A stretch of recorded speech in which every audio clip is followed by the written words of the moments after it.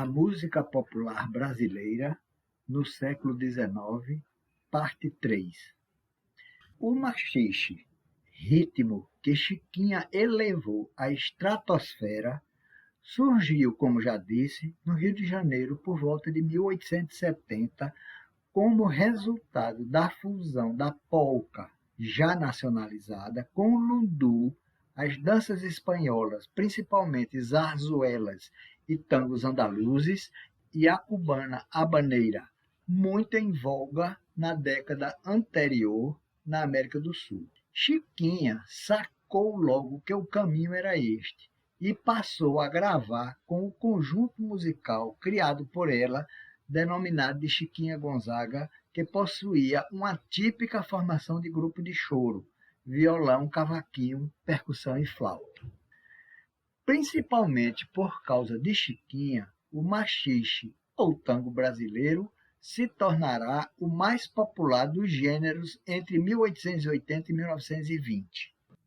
O maxixe era tão popular entre o povão e tão execrado pelas classes dominantes que o mesmo instrumentista que tocava maxixe no bairro da Cidade Nova era quase sempre o mesmo profissional que iria tocá-lo em um outro momento, por exemplo, numa recepção para um tal barão.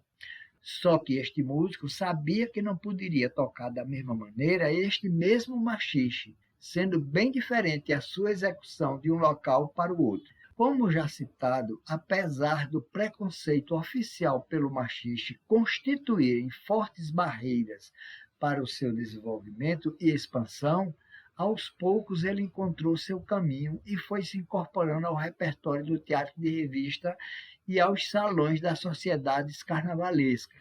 Mas só foi ser bem aceito pela burguesia na primeira década do século XX, depois de ser levado para a Europa por Chiquinha e ficar famoso em Paris, cidade de referência da época. Quem procurar ler sobre a música popular tocada no Brasil na segunda metade do século XIX e primeiras décadas do século XX, se não for músico como eu, vai fazer a maior confusão. Maxixe virou tango ou tango brasileiro. Expressões híbridas são muito comuns: polca brasileira, polca habaneira, polca lundu, choro amaxixado, maxixe sambado, tango chorado, choro sambado, etc, etc. Edinha Diniz apresenta uma cópia da primeira folha de uma partitura, onde a própria Chiquinha está em dúvida se classifica a música como choro ou tango. Uma doideira, mas eu não sou músico e não estou nem aí para resolver isso. Eu só quero contar a história da Chiquinha.